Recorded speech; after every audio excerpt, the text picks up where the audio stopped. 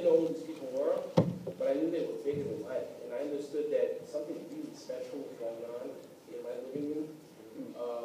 People were deeply into something, and it was important. It was an important element. My father was a very, very quiet man, actually, very gentle, and very, very dignified. He never partook of any of those nefarious activities. But he was a quiet guy. We grew up listening to music all the time, man. My father played his stereo constantly. Was it all jazz, or what sort of no. things did he listen to? No, he listened to all kinds. He listened to, in fact, Morton Zabotnik, who was just here a couple of days ago. He listened to Morton Zabotnik. He listened to Luigi Nono, Luciano Berio, Oscar Peterson, Machito. He would go from. He had a wide open view towards music. I don't think he really saw music the way a lot of us see it, as subdivided into categories and camps. He saw music as this big continuum. And that's why he was the one who taught me be a good musician. That's what matters. Be good at what you do. Doesn't matter what it is exactly you end up in that mold, but be good at what you do. That's what matters. Okay. Let me come back to Papo and ask you. You say that the Troubadours are an Afro-Puerto Rican jazz band. Now we know that in the early days, Cuban music, especially the clave beat, was thought to be sort of the heart of Latin jazz and salsa, and yet many of the master musicians, with Tito Puente on to the Gonzalez brothers, were Puerto Rican descent, New Yorkers. So what's with the Puerto Rican element of this? What are you trying to do in terms of bringing in some sort of self-conscious Puerto Rican element into what we think of as a Cuban-based form? Well, you got to understand that during the 50s and the 40s, the most popular Latin music, which actually that's also a mention, I don't really know what Latin means because of Latin jazz. When I say Latin jazz, when you refer to my band, you should actually, we've gotten to the point where it's no longer, at the beginning it was considered Afro-Cuban jazz. That's why like a guy like Tito Puente, he would say, oh, salsa. He say, oh, salsa, that's tomato sauce. So in lieu of that, Latin jazz also is actually no longer that, because when they would say Latin jazz in the old days, they would actually were talking about Afro-Cuban jazz. The music has evolved. I kind of pride myself that in 1984, I was a member of a very famous Puerto Rican band by the name of Batacumbele. Wow. And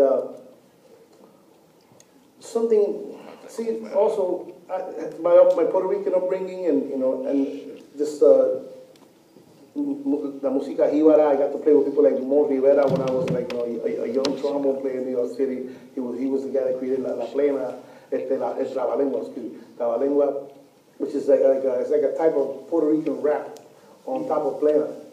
Reggaeton. And I always try to instill in the young folks, or you should know who you are. You should know where you come from. That makes you a better person, and because a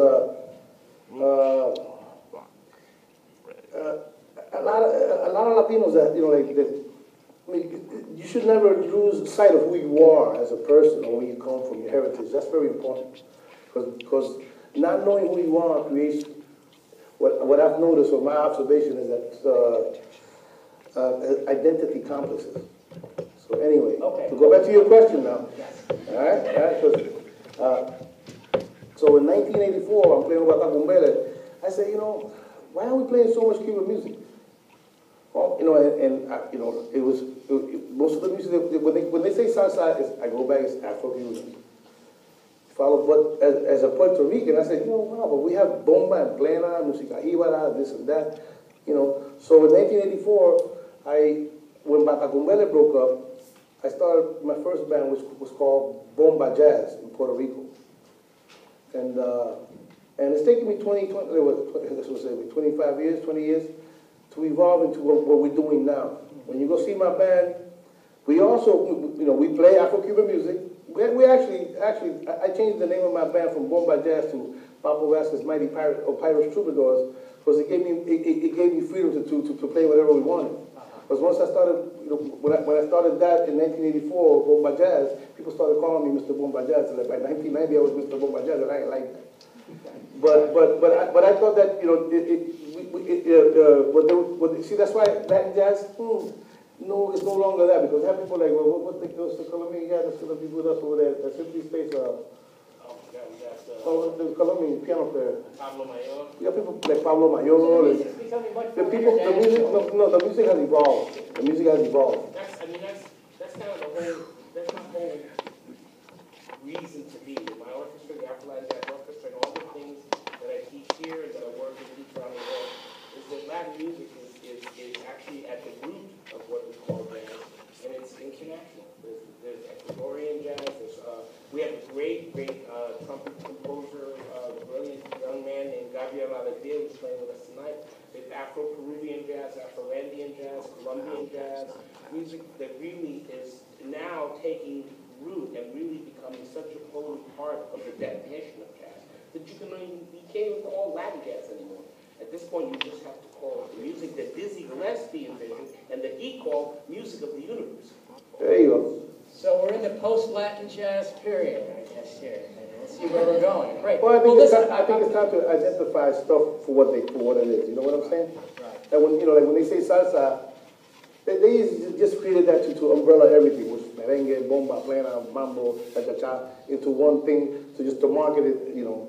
But as the music has evolved, it's like, I think it's time for us to identify stuff. All right. Now, on that note, I'm getting a signal here. We're going to move on to the music. So I just wonder, Arturo, tell us about the first couple things we're going to hear here with these duets, and that I believe they're Papo's compositions. Is that right? I have no idea what we're playing. Well, you'll know when you sit down, I hope. No, we're going to start by playing homage to a dear friend of Papo's and mine, who we lost tragically, the great Puerto Rican pianist, Hilton Ruiz, whom we love so much and honor to this day, and without whose shoulders I could not stand as a pianist. And we're going to begin by playing a tribute to Hilton Ruiz. All right, let's have some music, folks, huh? Let's thank them again. Vasquez, Arturo,